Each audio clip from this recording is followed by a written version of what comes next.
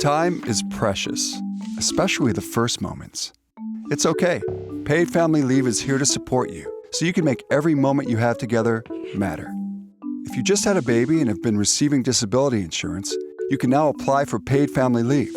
You'll be sent a Paid Family Leave claim form, DE2501FP, with your final disability insurance payment to file by mail.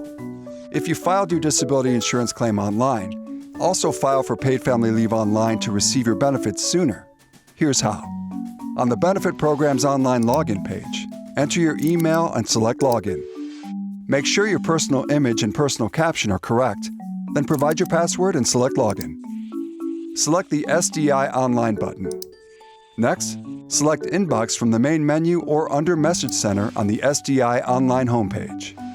Then select the DE2501FP link that's sent to you when your final disability insurance payment is issued.